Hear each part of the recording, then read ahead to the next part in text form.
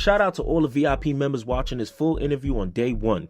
If you're not a VIP and you waited a full year to watch, hit the join button right next to the subscribe button and become a member for just $2.99 a month. And if you haven't subscribed, you already know what to do. Enjoy the interview.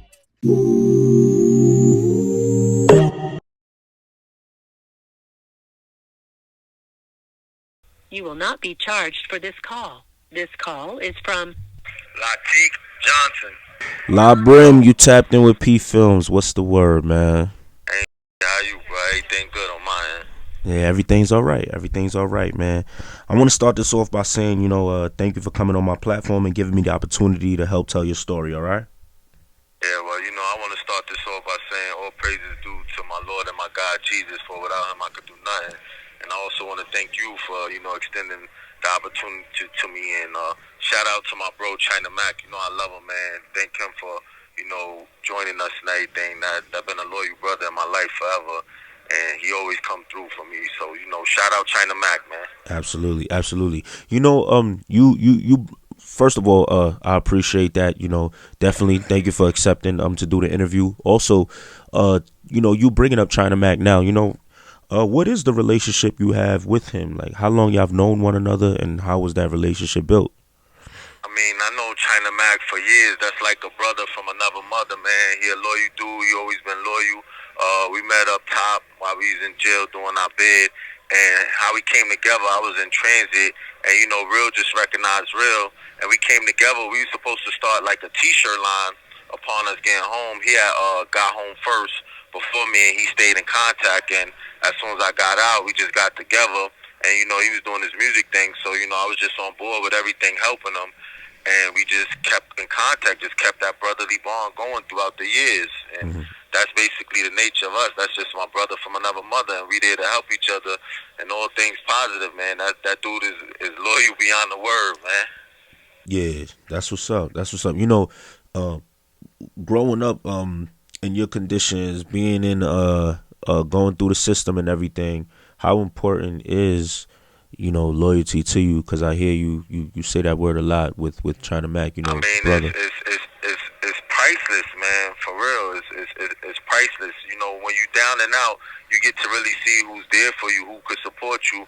But also, when you go through some tragic situations like we tend to in our environment, growing up through ignorance and learning our way, you get to really see who's going to be there for you, especially when you got people pointing the finger at you and trying to make you look like a castaway or like you some type of monster.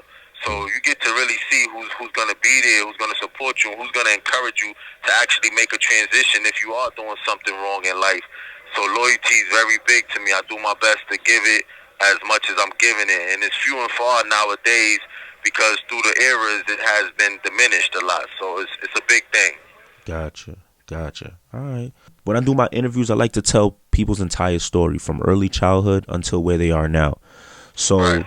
With you on the line now, I want to take it from the beginning. You are from the Bronx. Talk about what it was like growing up in the Bronx. All right, well, the Bronx is his own story itself. We the pioneers and trendsetters of a lot of things. That's where hip-hop started and breakdancing and, the tagging up with the spray paint and everything. But a lot of things just started in the Bronx, and what I loved about the Bronx, it was a cultural melting pot, man. Growing up in the Bronx at the time I did, I'm 42 now, so growing up in the Bronx from my era coming up, man, it was rough. At one time we was known as the burned down Bronx because they had a lot of burned down houses and stuff, and it was really up. That was bigger than the average to know. They don't know that was a bunch of stuff going on with them houses, but we won't get into that. It just was, it took a lot of courage to grow up in the Bronx. It took a lot of strength because it was very poverty stricken and it was a lot of violence. The Bronx is, extremely violent place, and even growing up, one of the things my mom used to tell me, man, don't come in this house crying about you lost no fight. She said, you better find a way to win. So, that's what I started doing. I started winning. And the Bronx is, part of just what shaped me to be the man I am today. I took the negative and turned it into a positive because it was not a negative, but if you take your mistakes and turn them to lessons, it becomes a positive because that's what gave me strength to continue to go on, to continue to just strive for better and to never give up. And I gotta credit some of that to my environment in the Bronx and some of the people that shaped and impact my life from the Bronx. Yeah. Gotcha.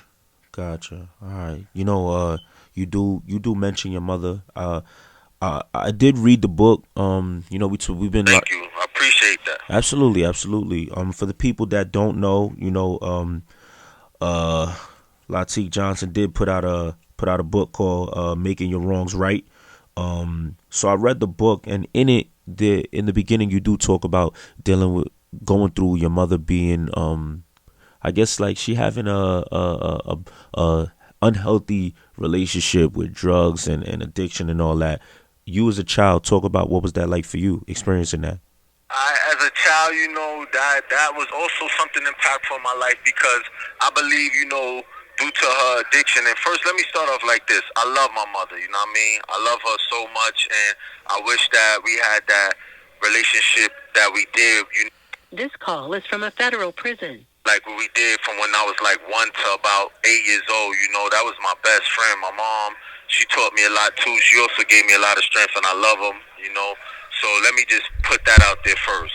Yeah. But due to her addiction, that shaped my life too because that addiction stole love from my house. And I believe all children need to grow up in a house filled with love. Let that be the foundation that builds them. And that stole love because she wasn't able to be present as much as she was, and it left a lot of things on me. I'm her oldest, so it took that love, it took that care, that warmth from out of the house, and for me to see my mother struggling with such an addiction, it just hardened my heart to just be angry and not care about certain things, and also hurt, like seeing her go through this.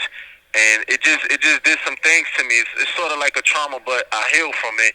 And I just took it all and boiled it up and said, I'm going to be better. But one thing I want to let be known as well is it helped me to never go to that addiction. I seen what it did to her. I seen what it did to our neighborhoods. And I vowed from a kid that I would never fall to those same circumstances or that addiction. So it helped in that way. Yeah, yeah. Did you ever I know a lot of times people grow up seeing their parents go through that. They grow this certain level of hate for the people either selling things to their mother or the people they love. Did you ever have that in you? Yes, I did. I had that hate. I have to be honest about that. I actually did. I had the hate for it taking the love because I had a great friendship with my mother, and when I seen that it stole the love and she couldn't be present and I had to be taken and sent with my grandmother and the other side of the family, I built up a resentment. I built up sort of type of hatred, and I stopped talking to my mother from I was like 8 to like 15 years old. I wouldn't say a word to her. So that part played a part in my life too, and it took me to mature and get to an older age and become educated to realize that I can't for her, and I gotta love my mother no matter what. She brought me into this world, and I just gotta be forgiving to her. So I forgive her and I love her. Yeah, gotcha. What's the relationship now between you and your mother?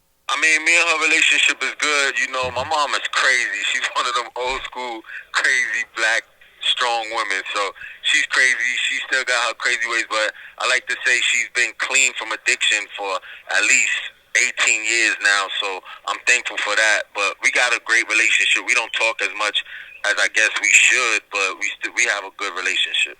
And she has a relationship with my son as best as she can. Okay, that's what's up. That's good. I'm glad to hear that. I'm glad to hear that. You also talk about in the book the absence of your father, which kind of you felt like later in life it kind of played. It kind of reared its head again with you and your children. You kind of being absent. How important? Because I'm a father. And I feel like, like I gotta be there. There's certain moments in my son's life I gotta be there. So when you was a kid, although you had your mother, were there moments where you just was like, I just want to talk to my father, like why is he not here, things like that? All the time, man. You hitting it right on the head. All the time. I always seek that, that male role model, that male guiding post in the household, and that was missing. So all I had was the stories of him to hold on to, and my uncles to try to fill in, and that's what made me run to the street for that male figure. I believe children need both parents in the household, and I'm saddened at times that I fell to these circumstances of imprisonment and captivity to not be there directly for my son. But it's a big difference than with me and my father. My father could have been there. Me, I'm there for my son. I do my best to raise my son through the phone, through visits, and I give my son everything he wants. If you see that little dude, first and foremost, he's my twin, but he got everything, and he's a happy child. He loves me. He knows me. All he talk about is me. His prayer when he goes to sleep at night is, "Bring my daddy home." Amen. That's it. Yeah. So it's a bigger difference.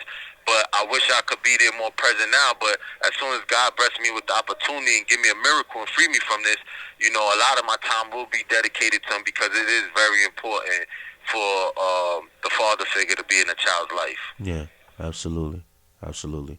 You know what? We praying. Hopefully, everything goes in your favor. Man, I got faith, bro. It's gonna happen. One thing I tell you, man, I'm a God-fearing man. God promised me that He's gonna free me from this, and He blessed me in this. So I'm not salty about this at all. My life has never been as blessed as it is now, and God said He's gonna free me. He just didn't tell me when, bro. So I gotta be patient. You heard? Absolutely. But in the midst of that patience, He's building me up to be a great man, and the people that I help for God, man, is just, it blows my mind to see the things that God does through me and for me, and I wouldn't trade it for the world. Yeah, gotcha. All right, gotcha. Let's talk about moving on from the early childhood. Let's talk about 14. I know in the book you say that was when you did your first bid for a gun, and you went to DFY. Being 14, you're the oldest child, so all of these experiences, you're going through them for the first time. You don't really have an older brother, older sister to talk to. What was that like for you? It was like I said, man. I had to look for substitutes, so I ran to the streets at early. I was out in the streets from 10 years old. Yeah. My mom, she couldn't pay attention to what I was doing. She would be doing her thing, and once my brother and them would sleep, I would sneak out the house and go outside and be with the older dudes on the street. So I always grew up with them older dudes, and that impacted my life. That sort of was like my school of hard knock. That's what taught me the things that I learned at that age. And it's unfortunate that I just learned the negativity of the street side. I learned survival. This call is from a federal prison. I learned the negative sides of that too at a very young age, and I dove in knee deep. I'm an extremist, and I just went hard from then. I was all in from then. Yeah. Yeah. It's funny that you say that, the whole extremist thing. That's how I feel I am. Like when I focus on something, I narrow in on it and I just go 100%.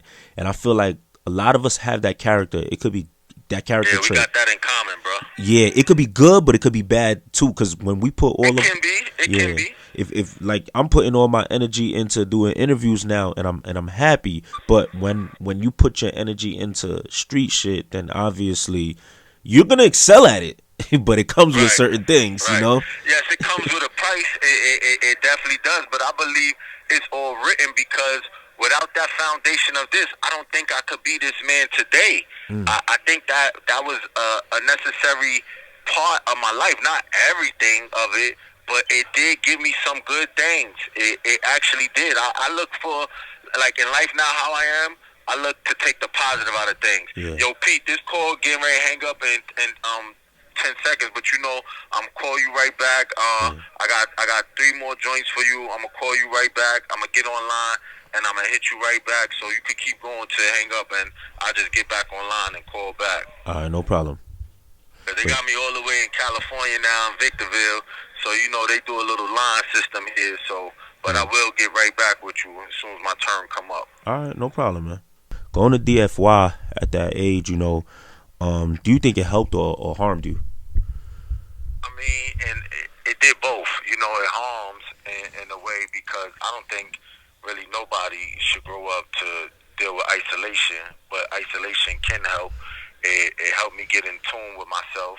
It gave me time away from distractions to start to study and learn more about life and society.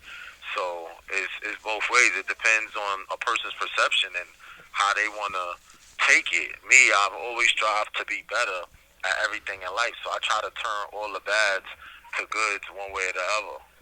Mm-hmm. Got you. You know, being there at a young age, what's some of the things you've seen? I've always heard like, you know, it's like gladiator school, or it's like And they was it?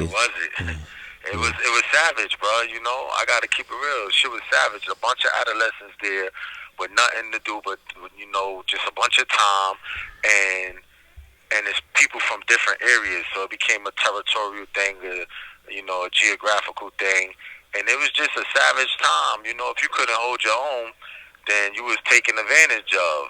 So that strengthened me as far as that and the physical to mm-hmm. be able to hold my own. And I don't try to glorify it, but best believe, bro, I excelled, Yeah, in that class as well. yeah, yeah. They be saying things like, you know, the workers there used to like get kids to fight and all that. You ever experienced things like that? Of course, yeah, Yeah. hell yeah. It was comical to them because what I noticed is a lot of the workers there, shit, they was on the same drugs that the kids was there. The workers was fucked up mentally. A lot of them should have been there if the tide was turned. Mm. And they used to jump on us and call themselves trying to restrain us, but that wasn't no restraint. That was adults trying to take advantage of children and teenagers by whatever's going on in their everyday life. They come to work and take it out on us. So a lot of times we got in the fights with them. We had to protect ourselves from them too. They Yeah. were savage as well. Damn. Damn. You know, so many people come out of that and tell different stories. You know, what would you say is like one of the craziest things you've seen in there? The craziest things I've seen is the staff just jumping and beating a person without mercy till you just hear them screaming and crying and everything is just silent but the person screaming in agony being beat and you feel it for them and they got us all locked in so that they could beat them by itself and we can't help and that shit would just tear at your heart to hear somebody getting beat like that knowing it could be you any moment and that you couldn't help that person. So that hardened us too, and that made us have the mindset. As soon as you get into it with them, just take off on them, and that's a fucked up mind state to have because it starts to play out in your everyday life where you think attack first before being attacked, and it shouldn't be like that. Yeah. Gotcha. Wow. Man. I know after you do some time there, then you come home. You know, and when you come home, you kind of live in you go back to the Bronx, and at that point, you're seeing kind of like the Crips are kind of taking over the area, forcing people to become Crip. You know, um, at that time, were they ever trying to force you to join? I mean, that's what happened in my neighborhood. You know, you had some dudes. This call is from a federal prison. Two younger brothers, they was twins, and that's what they was going around doing. You know, that's the nature of it from the West Coast, going to different hoods and territories and getting dudes to be down. And they did it around our neighborhood. Now they didn't particularly come to our block and tell me, but they was trying. They started influencing the other younger dudes from our block and tried to eventually move his way up, and we just defied that from the very beginning. We wasn't having it. We was a small group of people, but we wasn't getting bullied into anything, and we didn't go for it. Yeah, I know you say were they doing it in like were they trying to bully people or were they asking like what was the nature? It was a bullying thing. You Mm. know, they was trying to get on you, and it was a bully thing, and a bunch of the young dudes. Some just took to it because it was the new thing around and it was a fad, and some of them took to it through intimidation and bully tactics and being scared. But we didn't go for it. Yeah, yeah. You do say at one point in the book you speak about being charged with manslaughter in 2000 Yeah, for I guess you had an encounter with one of the Crips and stabbed one of them. You had to serve 10 years. You know, yeah. talk about that day. Alright, well, the funny thing is that dude I went to school with, and God bless his soul. It's an unfortunate situation, but I was down and like a block that used to just be a regular block where we used to hang out 3 blocks down from my block. My block ended up being 220, so I was down there chilling, I was already on the run for another allegation of a shooting. And then while I'm there, you know, the dude, he walks up and he looks, he sees me flagging. I'm blood at the time.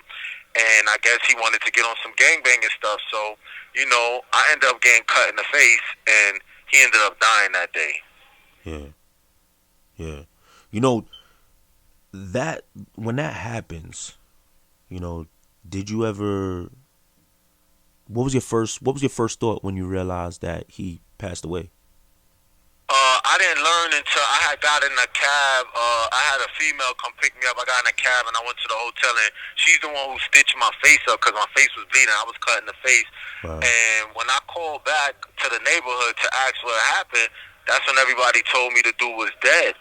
And then it hit me, and I gotta be honest. At that time, I was just happy that it wasn't me. Yeah. You know. So in my teenage years, it was more so like, you know, we gang banging. I'm happy it's not me. I'm one up. But as I grew and I matured, that's when I started to really look at the ramifications of it and wish that it didn't happen. But you know, you can't take it back. But I learned from it, and like I said, it's just all to my story of being a survivor. I'm not trying to glorify the action negative way. I'm happy I survived it. You know, it's an unfortunate situation, but I'm happy to survive it and go on to still be here to try to help others make better choices and not even put themselves in that predicament. Yeah, no, without a doubt, without a doubt. You know, I always ask, you know, back then, I'm assuming that's in the '90s, right? That took place. Yeah, that was in the late '90s when that happened. Yeah, there probably wasn't a lot of cameras out. Like now, there's cameras Hell everywhere. no, it was no cameras. Yeah, so how did you get caught? How did that happen? That's the first thing that. Good question, right? This how I got caught, right? So when the dude was on the floor dying, because how he died is I stabbed him up. So he was on the floor laying there dying, and he started telling people he was getting cold. So one of the dudes took off his shirt and put the shirt on him. So when the police come, you know, they got their tricks. They grabbed the dude up that put the shirt on him and said, "Hey, we're gonna charge you as accessory to this body because you put a shirt on him and that killed the kid," which wasn't the case. So the dude went and told and said, "Oh, it was Bl00d Brim that did it. These dudes was fighting. This dude is Crip. Bl00d Brim is Blood. They was fighting, and this is the result of it." So that's how they, you know, associated me with it. Wow. And that's how they got on my case. Wow, and was that guy Crip as well, or?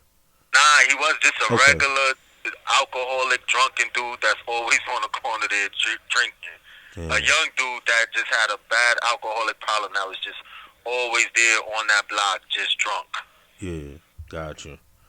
Wow, you know, it's crazy because y'all go through so many things. You know, like to even think that at that age, you know, I wasn't going through shit like that. You know what I'm saying? So, right. So what's the feeling when you know? I know you probably saying, yeah, I'm one up, but now it's like, yo, are they coming to get me? Like, is there anxiety? Like, what are you thinking? Honestly, bro, like that, I was hardened at the time. Remember, I've been out the house from 10 years old playing in the street. You know, I was hardened at that time. I didn't have no anxiety. I didn't have no fear. I was on the run for allegations. This call is from a federal prison. Run for allegations of other murders at that time, attempt murders, a bunch of violent acts, and I just left. I went down south to Florida and was just down there, you know, just having my way. And I didn't get caught till I came back. And I didn't care at the time. I got to be honest. It's sad, but I didn't even care at the time. I just wanted to stay out. I was just running, and when they caught me, I went to Rikers, and it was on from there. Yeah. How did they like? Did you get stopped on some regular something small? This is how I got caught, right? So I was actually hiding out on the block that the precinct was, right in their face. Our precinct, 47 precinct uptown, is on 229th Street and Laconia. So I was a few blocks up on 229th between between Barnes and White Plains Road. So what happened is the girl that I was with at the time, 4th of July was coming up. So like the eve of 4th of July, she picks me up. She takes me to a telly downtown and shit. So we spend the whole night doing us. And usually, like when it's time to go home, I'll make the person drive around the block a few times to make sure no enemies is out there looking on the police. This day I'm so tired because we was up all night doing us. So I ain't even have time to do that. So she pulls right up on the block. I jump out to to go in the trunk because I had a firearm. Yeah. And next thing you know, they just blitz me. I'm like, oh shit, and that's how they caught me. Wow. And I'm sure at that time you like, damn, like I knew this shit was Bruh, I'm coming. gonna be honest with you, Pete. At that time, not today. At that time, I didn't even care. It was like, they tried to charge her with the gun. I had a Mac 12 with 5 extra clips, 1 clip in the gun, and 4 extra clips in a rubber band, fully stocked and loaded. And how they did it, they said, yo, listen, we're gonna charge her with the firearm. I said, no, you're not. That's my gun. So I took responsibility of the gun. I let her go, and then that's when they started charging me with the manslaughter and the attempt murder and the gun. And I just ate it all. I took it all. Yeah. Wow. Wow. So now when you go, you get locked up, you start serving your time. Did you even think you was gonna only get 10 years? Cause I feel. Nah, I thought I was gonna get more than that. I had it in my mind that back then easily get 25, but I thought I would get like 30 something because it was a list of charges every other week. They're bringing charges and allegations of this shooting and this shooting and this shooting. So as they bring in all these different allegations, I'm like, wow, this shit going up 25, 35, 40, 50. So I thought at the end of the day, I would end up doing at least 50 from when they came with all these allegations, but they wasn't able to go through with them. So they end up coming with 2 10 flats ran together, and that's what I ended up taking for manslaughter and for attempt murder. And then they gave me additional time that they ran with it, which was for violence in prison. They gave me a jail case too. Yeah, gotcha. I'm not gonna lie, for all of that, 10 years is like when like you said, I would have thought you would have got more, but 10 years I would have probably been like, whew, thank I God. did say, woo, shit. My grandmother, because I wasn't going to take it. I was going to fight it. And my grandmother said, man, you better take that time. That was like my mother. That's who raised me after I left my mother. I've been with my grandmother from 88. And, I always had a room with her. She always gave me refuge. So she was like, take it. I'll do the whole time with you. You don't need no woman. I'm here. You my son. And I was like, all right. And I just copped out to it. I took it. Gotcha. All right. So now you're in there, you're doing your time, you are blood. The prisons in the East Coast is kind of ran by blood, so I've heard, Correct. What is that like now? What is that experience like? Because from what we hear, this is you are the alleged you are the leader of Fatherhood Brims. Like what is that? No, I'm not the leader of 5'9" Brims. That's a mistake. I don't deny who I am. I'm the founder of Bloodhound Brim. Bloodhound Brims, yes. I was 5'9" Brim first. That's how we got put on. Okay. But that's a San Diego set from Cali, and we ended up repping the turf that we never been on. So we end up putting on for our own turf. So I'm from Bloodhound Brim 220. You know what I mean? Gotcha. That's me right there. Okay. So I end up putting on for that. After the years, I made my bones. And I got blessed to put on and have my own situation to try to do it better and give people something more positive, be a more positive person, because I seen all the negativity. And as I became educated, I said, this got to stop. This not what we supposed to be doing. Gotcha. It's crazy that you mentioned Cali, because this is a question I always have for certain people who are in gangs or whatever the case may be. All right, well, hold it. This one about to hang up, so right, I'm going to get back on the line. It's piling up, but like I said, I'm going to keep calling, so be on point. I'll get back on the line. I'll be with you, and we get right back to that question. Absolutely. I'm here. I often see this back and forth between whenever I see like certain people from Cali speak about gangs or whatever, and they speak about New York, they talk about like Cali being the motherland or whatever the case may be, and how other states are copying what they're doing or whatever the case may be. It almost feels like, although they put on I don't want to say this in a disrespectful way, but it seems this way. Like, although they act as if like they're cool with it, sometimes you'll hear when they're mad at somebody from another state, their first go-to response of like verbal disrespect is like, yo, y'all copying or whatever what we got going on. What do you think about that, and do you ever see that as well? Alright, well, let me shout out to Cali, to all the Damos in Cali. Peace, blood. I mean, and let's just be real. The truth of the matter is, this is the motherland. Cali's the motherland, so you gotta pay tribute to that. They got a right to feel that way. In a sense, they don't have a right for the disrespect because this shit is global now, and it took other states to actually bring more light to it and to spread it more. So I mean, I could see where they could feel a way of it being copied because it is. It was taken from here, but what they got to understand is it's they homies that came from over here to other states for whatever reason that put people on in these states for it to carry on. So that's just like in a way a little form of ignorance as well too, because like see me, I've been confronted with it one time during my travels and shit. And I don't know disrespect shit, but just a person like, yo, how y'all repping a turf that you never been to? That's why I no longer rep 59 Brim. 59 Brim is in San Diego. I never been to San Diego, but you best believe I've been on 220 Blood Hound. Know what I mean? Yeah. So that's why I rep that. But how I told him is like this. I said, yo, so you African American? He said, yeah, for sure. I said, you ever been to Africa? He stopped right there and smiled. I said, all right, then you get my point.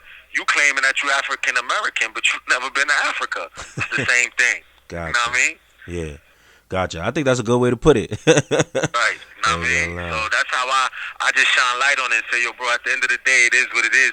And, we put on for this shit the same way. I can't talk for the ones that didn't, but for us that do, we put on for it the same way and dedicate our life. And now me particularly, I'm trying to shine a whole different light on it in a whole different magnitude. You know me, I don't gang bang no more. I'm not a gang banger. Yeah. That's ignorant. So I don't gang bang. Let me just put that out there. I don't gang bang no more. Yeah. But I am still blood, and I'm trying to represent it in a positive, legal way to bring it to somewhere that many have never seen. Yeah. Gotcha. Okay, it's crazy because I guess you kind of answered my next question. It was going to be like going all the way to Cali now. It's like they have different politics for somebody Damn who sure do. Yeah. Cali politics is different from East Coast politics, and I'm over here. Yeah. You know what I mean? But I'm embraced. You know what I mean? The Cali homies, they respect me, they embrace me, and they growing to love me. They seeing my style, my bop, and they jack me. They like, you a down ass blood, and I show them the same respect and honor, and I'm trying to bridge that gap. I'm going to be a source of bridging that gap like a few others that came from the East Coast have done. It's some of us that we just blessed with that ability to bridge that gap and show them, hey, we real from our side too. You know what I mean?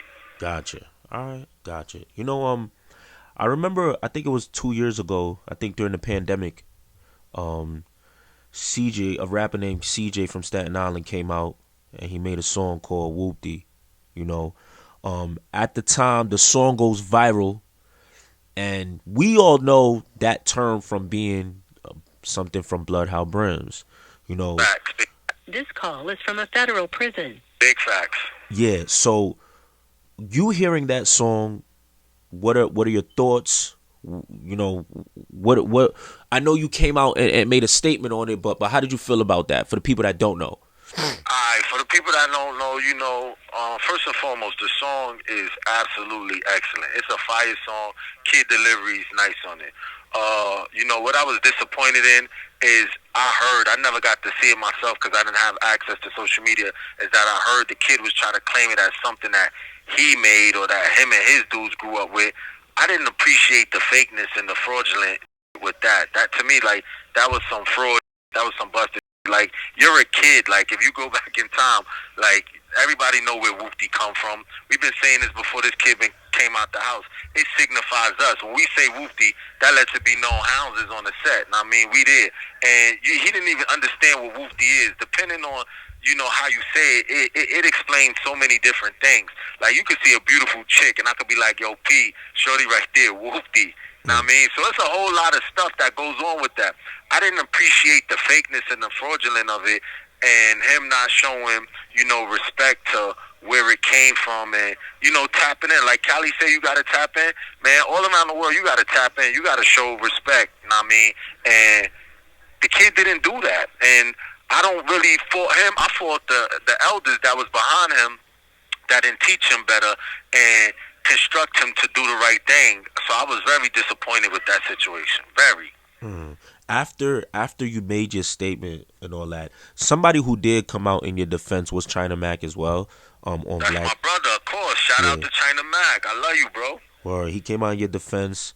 Did CJ ever try to reach out or try to make it right or anything? Nah, never reached out to me. You know, I know his big bro from his camp that he was around, and I was very disappointed at him to where it even broke our ties due to the fact, like, yo, educate your peoples better. If it was the other way around, there's no way I'm gonna let any of mine do that. If they did some shit like that, I would disassociate with myself with them to show them that I don't stand for nothing fraudulent, and I'm not gonna uphold these people. And that kid never reached out to me. I heard he said he did. That's a lie. The kid never reached out to me, never showed no love, never did nothing with me. I don't know the kid at all.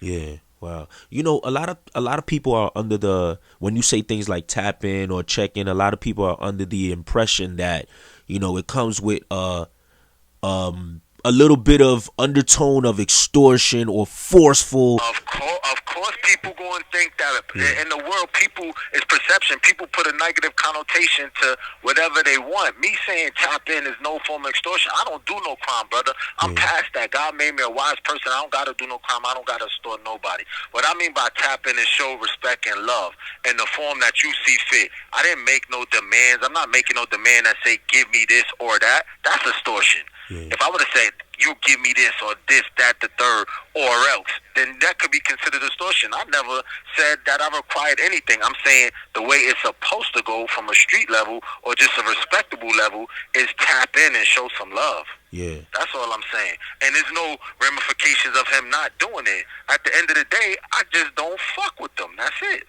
Gotcha. When I think, you know, you say you disassociate yourself with them, it's like, are they no longer able to represent themselves as Bloodhound Brims, or is it like well, that? First of all, let me get this straight for the record. He never was Bloodhound Brim. Ever. Oh, wow. Ever. Never. That's the point I'm trying to tell you. He never was Bloodhound Brim. That kid has no association with me and my people on no level whatsoever. Now, I heard how he got started doing that, and his pictures that some of my peoples put up, he was hanging around my peoples as a young kid, and he stole our whole bop, our whole splash, and took it and ran with it. He was hanging around the people. He seen the splash. He liked the bop, and he made a song and just ran with it. That's what happened. He was around. He was influenced by my peoples. He never been a part of us. I would never uphold nobody fraudulent like that knowingly. I would never do that ever. Gotcha. All right. Yeah, I think it's more clear to everybody now. Yeah. Wow. I hope like at some point he do tap in. You know, even though it's been some time. Man, at the end of the day, I wish the kid the best. You know, because I'm a God-serving man, and I don't want this to be construed as nothing negative or we beefing or nothing like that. Ain't no beef. I wish the kid the best to go on, but you know, I don't deal with him. Gotcha. You know what I mean? I don't deal with him. Gotcha. All right. Bet. Let's talk P Gutta. I know y'all had That's my brother. Shout out to P Gutta. Hey, yo, said Rip. Shout out to my brother. That's another loyal dude. That's my brother. I love him. And he recently just came home. I love that dude too, man. That's another one of my brothers from another mother. Yeah. And it bugs people out how I can have so much love for a Crip, but that's just a real down dude too. You know what I mean? Yeah. You know, and talk about that. How was that relationship for him? When did you meet him? That came about in jail as well. You know, I met some good people in jail, and you know, in the New York penitentiary system, you know, Bloods overpopulate Crips, and I got to see that was a real brother through the struggles, and we bonded in the box in Southport, and we came home the same day from there, and we've been united ever since. That same night, we went to Lust and turned up. Know what I mean? Had a blast, and we. This call is from a federal prison. It's been going strong ever since then. You know, we try to, you know, put our people together to do music and just positive things to show people that we above the nonsense of the gangbanging, that we're mature men that's really trying to do something better and uplift our communities. We ain't got time for the nonsense. Yeah, gotcha. No, I think that's good for the people to see, definitely, and even making that connection with the musicians to get together and all that. Yeah, if you go back and check some of the pictures, you see like me and a couple of other bloodhounds out with a bunch of rips. You know what I mean? Like, I'm out there in Brooklyn. I'm on a block, 95th and Clarkson, proving facts. There's pictures of me out there where other Crips can't even go. Me going out there, getting up with them, showing them love. Me in jail with them, showing them love. And them coming to our neighborhood, showing them love. There's pictures where China Mac was doing an interview one time in Harlem, and I called them out. They came out, pulled up, show love, and that's just how we do it. We just put it together and try to do something real positive out of it. Yeah, you know, when we think about like I know a lot of Crips. Shout out to Rowdy too, man. Shout out to Rowdy too, man. I can't forget Rowdy, man. GBL Crip. Shout out to Rowdy Rebel, man. Smooth. When we think about Crips, Bloods, whatever in the East Coast, we think, all right, in the jails, it just they clash, you know. So my thing is like, how did it get to the? Were y'all ever at odds, you and P Gutta, and how did y'all get to a point? Me and P Gutta never been at odds, ever. Me and him particularly never been at odds. From we met in the box, you know, we just been like that. He heard about me before I met him. I heard about him. He was putting on, I was putting on, and we never been like that. Now, growing up, of course, I had differences, you know, with other Crips. I was in jail for, you know, manslaughter on a Crip. So I had differences with other Crips. You know, we was gangbanging, whatever the case may be. That goes on in the jails, but I never had no situation with P Gutta, his big bro, Psych. Shout out to Psych. None of them. I mean, it's always been respectful. I mean? Yeah, and I know y'all even created the whole JetBlue thing, you know. Absolutely. First of all, I think that's mad creative. You know, Thank you. You know, a lot of people hated on that situation on both sides. They want to see us going at each other. So when I see that, I just know that that's the devil working in ignorance. Why would you hate on people coming together for something positive? I don't understand that, but you know, it is what it is. Yeah, you know, being that, like you said, people hated. Did both Gutta and you have to kind of, I guess, go at it with people who's in y'all set to make this shit work? And I never had to go through none of that. You know what I mean? Only person above me in this is God. You know what I mean? Yeah. That's the only person that could tell me something when it comes to dealing with mine. You know what I mean? So they can voice their opinion, and mines believe in me. They know I'm doing everything what's best for us. So I never got no flack from my people. And if it was flack from some of them, they didn't voice it to me. You know what I mean? I don't know if he got any flack because we didn't touch on that situation. You have to get up with him and ask him that himself. But it was flack from other Bloods and other Crips particularly, and I just dealt with it in a positive way and showed them, and I maintained my stance. That's my brother. We fuck with these dudes on music. We out with them partying, and that's what it is. Yeah. Gotcha. Yeah. Why is it that I'll see people in New York, they're in the towns, they're cool. They could be Blood and Crip, they're cool. But once you go to jail, it's like, nah, we can't be cool. Like, why is that? I think coming from you, I probably understand a little bit more, because when I ask other people, I could explain that. Well, for some, that's because they don't have the courage to stand up to, you know, the peer pressure of the people that's saying, because you're this or because you're that, we must be opposition. You know, it takes a lot of courage to stand and say, no, I like that dude. This dude is alright, and we're cool. We're not beefing with them. We're not in that mind state. But like I said, that comes from the dudes that's leading these dudes to let them know, you know, it is okay, man. We don't gotta do that. We don't gotta continue in that negativity. That is a time before. If you came up in it, you came up in it. If you didn't, don't get into that now, because that's not the way. And a lot of these dudes are doing that and getting caught up in stuff. And as you can see, it's unfortunate when they're faced with these people, the government coming to them saying they want to give them all this time, they're breaking by the boatload. They can't handle it. So they need to stay out of that. That's not what it is. Don't promote it. Don't get in it. If you cool with somebody and you like them, then stick to that. You know, and who don't want to accept you for that, then take your stand for that. They don't got to accept you for that, but you take your stance for that. So it was the same thing I was confronted with. Like, nah, me and P Gutta, you could put us anywhere. We not going to beef with each other, so you're going to lose that one. Yeah. You know what I mean? Gotcha. I know right now, you know what I'm saying? I don't know if you're familiar with this, but the Hats are beefing with the Makks right now. But look, it's getting ready to hang up, but let me say this real quick, and I'm gonna call back. There is no beefing with the Makks. We ain't beefing with the Makks. That's Yeah. misconstrued. You know, people try to put their own twist on it. It ain't no beefing. I'm not gonna get onto that, but it definitely ain't no beef as people try to make it. That's not what it is. It ain't Okay. no beef. Gotcha. But I'll be calling back, and I'm gonna go get on this computer, then get back on the line. I'll hit you Absolutely. back. But for the record, like I said, ain't no beef with no Makks. That's a lie. We don't beef. Know what I mean, All right. Bet. I'll get back with you. Gotcha. It's no issue. Know what I mean, that is misconstrued. You know, they do them, we do us, and you know, people. We used to be very close, so I guess because you know people don't see us as close no more, they take it like that. But it ain't no thing. It ain't no beef, you heard? Yeah. There is like the new generation of, I don't know if you hear about the drill rappers now in the Bronx, Harlem, and all that.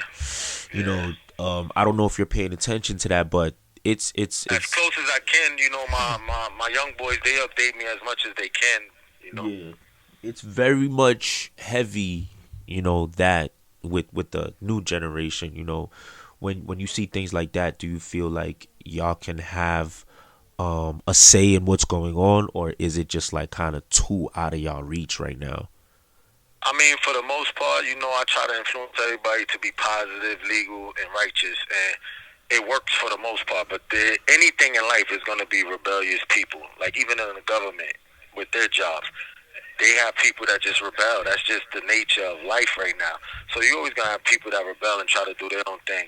When it come to mine, if I find out about it, I disassociate with them, and you know we lead them to the side so they could do that, so they be held accountable for their actions and not the whole, because that's not what we're promoting and that's not what we're on.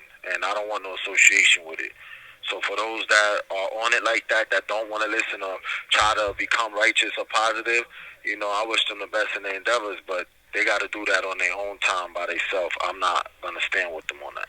Yeah, Now, don't get me wrong with this too. I understand the competitive nature of rap and the rap battling. I understand that, and I'm cool. I will hold them down for that if it's just entertaining. But if you're trying to really, you know, live negative and create destruction in the communities and all that, then I can no longer uphold anything like that. yeah, got you. You know, like I said, the younger generation, they kind of, do what they do, whatever the case may be. But for the elders, such as yourself, Larry O, guys like that, like, do y'all see eye to eye? I mean, at one point in time, we did. We haven't been in communication in years, you know, and I've learned that you always, you know, when you haven't spent time with a person for a long time, get to sit down with them and talk and see where their mentality's at. So I don't know his mentality right now and shit, you know. So I can't say where he's on. I know what I'm on. I stand on peace. I'm not gonna speak for nobody else. Not saying that he's not, but I don't know his mentality. But we don't got no issues either, you know. Yeah, I wish him the best as well. gotcha. Let's talk about fatherhood. Towards the end of the book, you start speaking about fatherhood and how you being away from your first son, you kind of No, that wasn't me. That was the co-publisher. That was J.M. Benjamin putting a little excerpt in there from a book that he's working on with other people. But I can still build on that topic. But that wasn't me in the back. That's J.M. Benjamin. Gotcha. Cause I was like, wait, hold on, he got an 18-year-old. I'm like, wait, what? Like, okay, Nah. I was okay. Now that makes sense. Now you have one child. This is with Right, your right. Yeah, my okay. junior. He's a junior. Got you. Talk about that.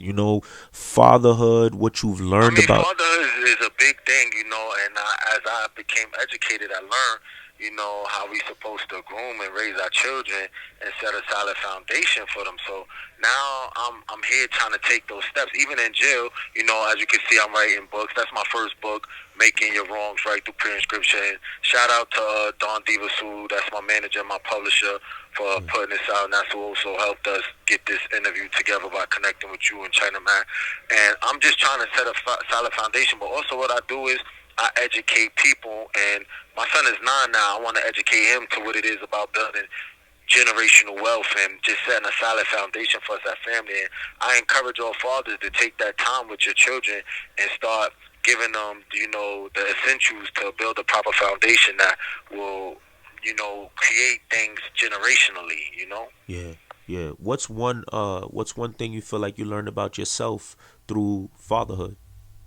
One thing I learned about myself through fatherhood is that I like to teach. Yeah, I like to teach. I like the ability to teach my son, to show him the proper way, to show him better than what I had and what I was provided with and what I learned. So through yeah, fatherhood, I learned that I really like to teach. yeah. Gotcha, gotcha. Do you find, because I ask people this question: what are the pros and cons of fatherhood? Some people say there's no cons. Some people they list certain things. For me, one of my cons is like I said earlier, This call is from a federal prison. I'm So very yeah, I'm very passionate about my work. So sometimes, when the timing, yeah, the time, it's right, like damn, like I got my son with me. Like sometimes I right, used to take him all over, but there's certain things I just can't take him with. And so like right. trying to balance time for fatherhood and work. So what would you say is a con for you, or something you're trying to balance with parenthood? What I'm trying to balance with parenthood is the things that I learned spiritually, trying to Yeah, teach him, versus the things that his mother teaches and stuff like that. I'm trying to balance how we raise him yeah, together, the things that I want him to learn as a father figure and the things that she's doing as a mother figure. She can't be a father, and she's a great parent and stuff, but I need to get there to give him these more essentials that I learned. A lot of truth is hidden from us, and then we're indoctrinated with a lot of false indoctrinations, and I don't want him to grow up with that. So that's my con, not being there to, yeah. you know, keep him from growing with these false indoctrinations and to growing into too many ways of the world and not honoring and submitting to God from early. Yeah, gotcha. Talk about when you gave your life to God, and why did you take that route? What was that like for you? For me, before that, I grew up in a family that, was into what most people would think as voodoo or known as Santeria, Yeah, which I rebuke in the name of Jesus. But I grew up in a household of that. I got spiritually awakened to that in 2002. But I gave my life to God in 2015. And how God did is I came back to jail. I was only home for about 6 months, accused of another alleged shooting or whatever the case may be. And I just got to the point where it hit me like I got this brand new son out there, and I gotta change. I can't keep staying in this cycle. I'm a real dude. I'm a real man. I need to be home to raise my child and to be a pillar in my communities. I can't do that in jail. And I got to the point to where, I had nowhere else to turn but to God to ask just give me a different mindset, a righteous mindset, and I accepted him wholeheartedly. God sent people to me that ministered to me, and it took to me. He came alive to me, and I've been walking with him since. yeah, gotcha. You tell this story in the book where um people didn't believe that you changed truly, and there's an argument. Right, You got into an argument with an inmate, and right, in prison we all hear like saying the term, inviting a man to your private, telling them suck my dick or whatever. That's not something that could go left, and right, you had quickly. yeah, you had to. Somebody said that to you, and the way you dealt with it wasn't the way you were probably taught to deal with it. So, what was the Right. mindset when he said that to you? Like, what was you feeling? What was My initial reaction was to do what I know to do. The forced indoctrination I was raised to do was to initially to just hurt him, to smash him. And what's not in the book is that I had a moment to think and for God to reach and grab me, because immediately after he said that, he ran in the view of the camera, and I was getting ready to go to trial. So when he said it, and I didn't put this in the book because I didn't want it to make it look like that was my excuse for not doing it. I wanted God to get the credit for it, as he should. But he said on camera, you suck my private, your mother sucked my private. He said, come kill me on camera. You got a lot to lose. I want you to lose. Come do this on wow, camera. So that's what's missing from the book, because I didn't want to put that in there so people just look at it like, oh, he didn't do it because the dude was on camera. Understand? I didn't do it because God gave me self-control, and I got to see that it was the devil attacking, trying to make me fail, to trap me in prison.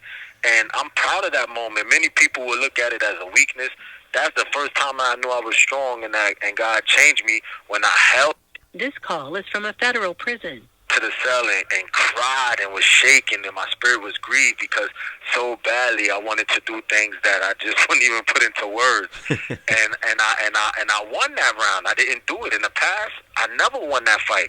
I would just blank out and do it. And you ask anybody that know me, my past was I just go. It was Mr. Go, you know? Yeah. And that time, it wasn't that way. And so I've been able to just stand like that, and I'm proud of that moment. Absolutely. Absolutely. What inspired the book? What and who inspired the book? And it's a Well, my spiritual... three part question. What inspired the book? Who inspired the book? And who is Pablo? You know.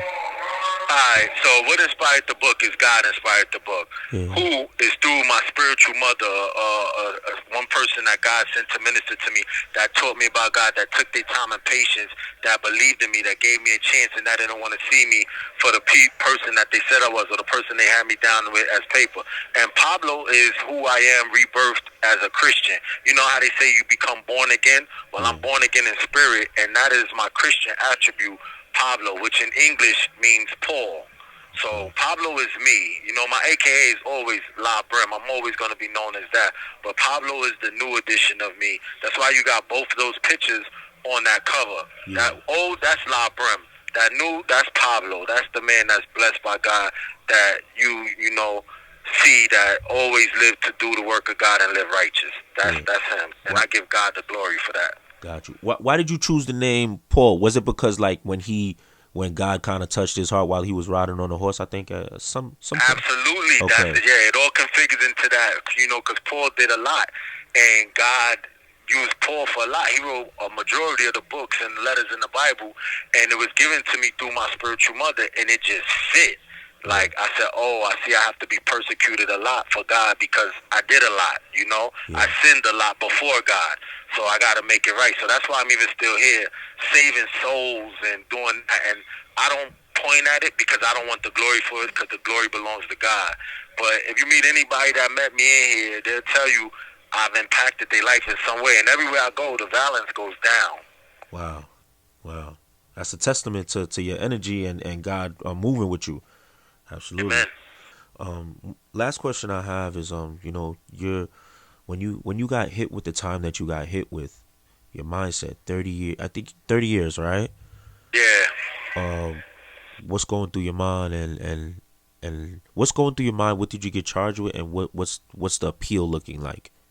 I mean, my appeal is looking great. That's in. I got emotion in, and I got faith in. My highest appeal is to God.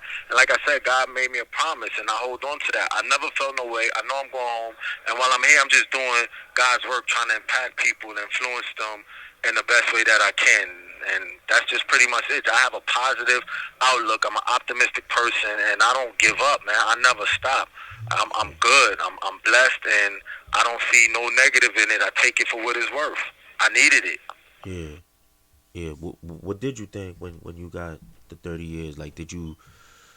I just said, God, you know, you got this, and just give me the strength to just continue to do your work and walk through it, and I'm patient. Yeah. You said something earlier with how you was raised on the rituals and all that. You spoke about that in the book as well. With that, you know, what were some of the things that you seen, especially being young? I'm Haitian, so Right. there are, like, I have family members that do voodoo as well. You know what I'm saying? What were some of the things that you seen and what you was raised on? I mean, I've seen a lot. I've seen different rituals, like, you know, putting cups of water under the bed, putting pieces of bread over the door, Yeah. walking the door backwards. And even then, I used to see certain things, like in the spiritual realm, and I used to think my eyes was just playing with me. But as I got older, I started to know that it was real. I have a picture that was taken of me when I was younger, and you could see the silhouette of a spirit in it, like two spirits. And it used to bug me out for years, but now I came to know that was real. So I've seen a multitude of different things. I've seen all kind of shit, man. It's just, some of it is just, if I start saying it, they're gonna think I'm crazy. Yeah. Damn. You was like, in the book you said basically learning Santeria kind of helped you fight every host of evil that you encountered.